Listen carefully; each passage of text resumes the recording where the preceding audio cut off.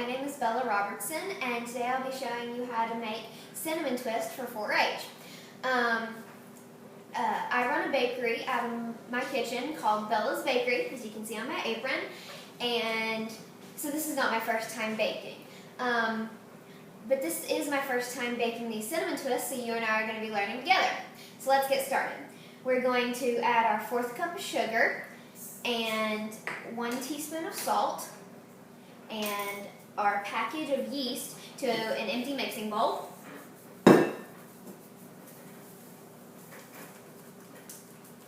And stirring that together with a wooden spoon.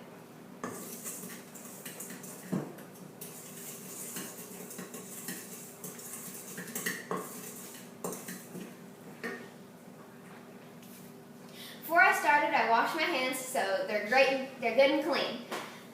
Next, we're going to put our milk and our water in the microwave for 1 to 2 minutes until it's between 100 and 110 degrees Fahrenheit.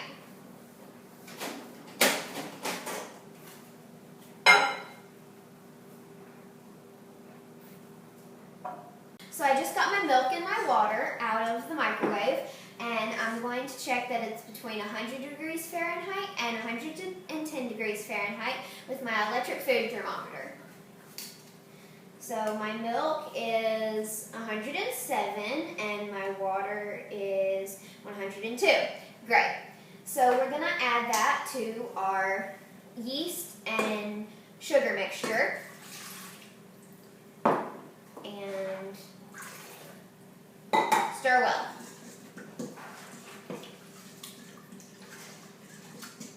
Now we're going to allow this mixture to sit 1 to 2 minutes. So I'm going to set my timer for 1 to 2 minutes. So I've let my mixture sit, and now I'm going to add 1/4 cup of melted butter into our mixture and 1 egg. Now we're going to use our electric mixer to beat until smooth. It's always important to measure out your egg ahead of time, just in case it's not a good egg or it has 2 yolks. Or if you have shell in it, it's easier to get it out in the bowl or instead of in your mixture. There we go. I think that's smooth. And next we're going to add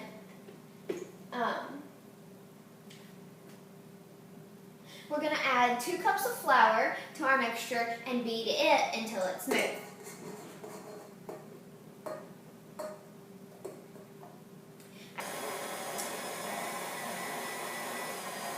My dough is mixed in, but I still have a lot of flour on the side, so I'm going to use my spatula to scrape that off.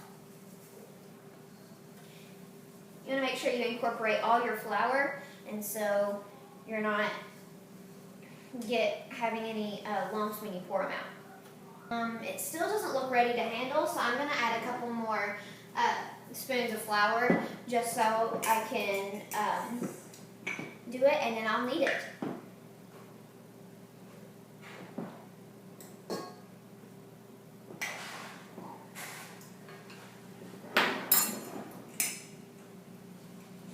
And then I'll latch my flour back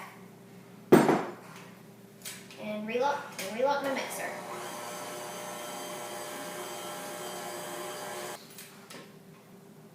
Scrape down the sides one more time. You can do this with a handheld electric mixer or with a whisk if you wanted to. And if you don't have a stand-up mixer in your house. Right now, not my bowl. Right now my batter looks like this, so it's still pretty soft. So I'm gonna still add some flour. A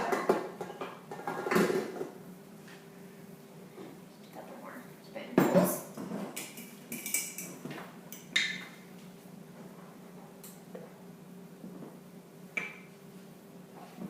Oops, I got some on my counter.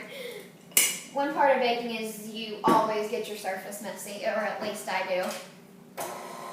Okay, so I think that's done. I'm going to scrape out the whisk of my mixer with my spatula.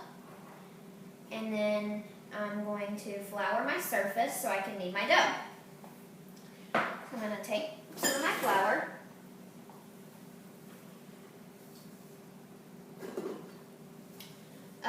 Here's what the batter looks like right now, or the dough, I guess. It's still pretty soft right now. Spread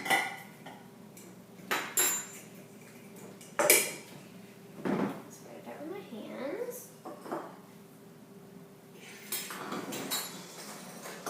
Okay, so now we're going to plop our dough.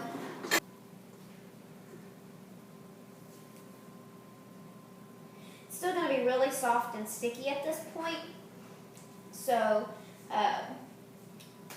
it's going to stick to your hands a lot. So I'm just going to start kneading. Like I said, my hands are nice and washed. So when I was kneading my dough, it got really sticky and started sticking to my hands. So I had to clean off my hands and then try to flour them. So right now I'm trying to just knead my dough until it becomes into more of what I want to cook, what I want to bake. So what I'm doing is I'm kind of scooping it in and then spreading it back out, and then scooping it in and then spreading it back out. Kind of stuck to the counter. And so I'm going to put that back into my dough, and then I'm going to start twisting it in my hands and just kneading it around. Oh, see, my hands are getting sticky again, so I'm going to put them in the flour a little bit. We're going to try it again. So after I cut off, I kept kneading and until it got less sticky, and I added little bits of flour in small amounts. And so now it's not sticking to our tabletop or my fingers. So now I'm going to spray my large mixing bowl. So you want to make sure your mixing bowl is pretty large, so because your dough is going to double in size. And do that, and then plop our dough right down in the middle of our bowl. Then we're going to lightly spray the top of our dough with the cooking spray. And so I have a damp dish towel prepared right here, and so I'm going to lay it over the thing, my bowl, and let it sit for 1 hour. Now that my dough has doubled in size, I'm going to punch it down and let it sit for 10 more minutes. So I'm doing this to get all the air out of it.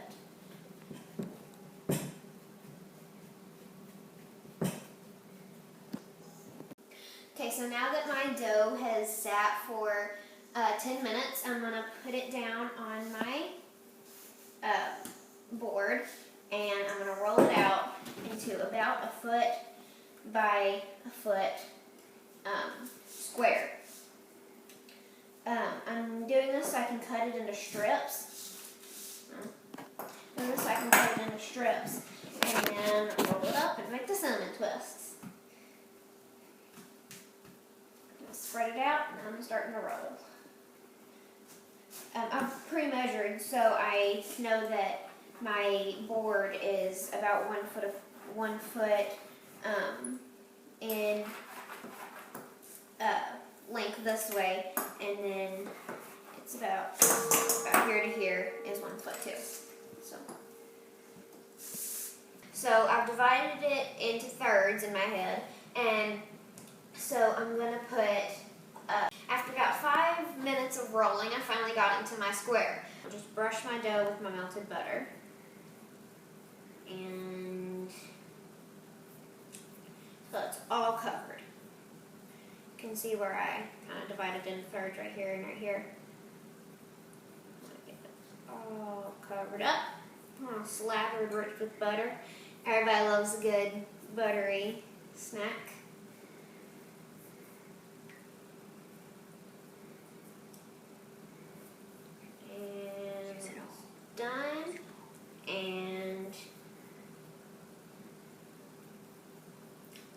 going so everything sticks well.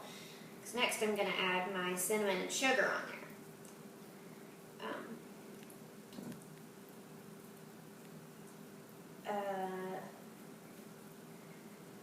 Just keep brushing, brushing.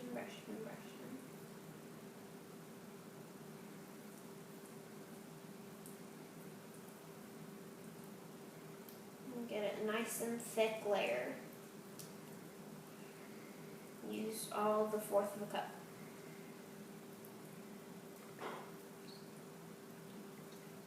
Okay. If you don't use it all, that's okay, but most of it's great. So I'm going to use my handy little shaker thing to shake out my cinnamon and sugar mixture. My mom's had this for over 20 years now. So I'm going to take my 1/2 cup of sugar and pour it in there, and then my 2 teaspoons of cinnamon. I'm going to get a spoon so I can stir it up. And then you want it all nice and combined so we can pour it on there. Nobody wants clumps of cinnamon in there. Cinnamon twists. Okay. We're going to put this together. And then we're going to shake the cinnamon and sugar into the center third of our dough.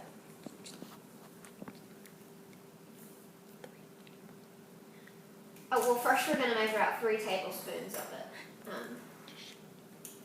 Never mind. Sorry. Since I put all of my cinnamon and sugar in my shaker, I'm only going to use 1/2 of it, and I'm going to use the rest when I fold it in. If you don't have a shaker at home, that's totally fine. You can just sprinkle it on with a spoon or something. That would work just as well. Make sure you get a real thick coat. Okay, now we're going to take one of our thirds and fold it. Actually, I'm right-handed, so I'm going to take the other third and fold it right over on top of that.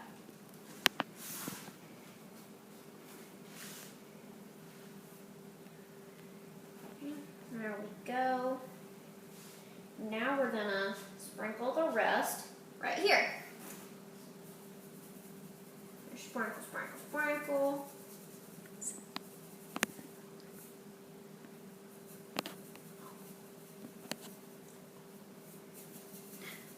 There we go. Now we're going to fold this over so we have one big long strip.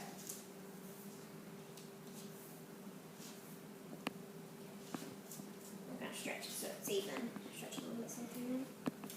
Now we're going to take a pizza cutter or a knife or anything like that and cut it into 12 strips. So we're going to do it down. Now we're going to take these strips and tightly twist them,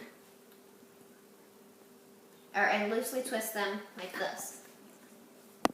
And we're going to lay them on our lightly greased baking sheets.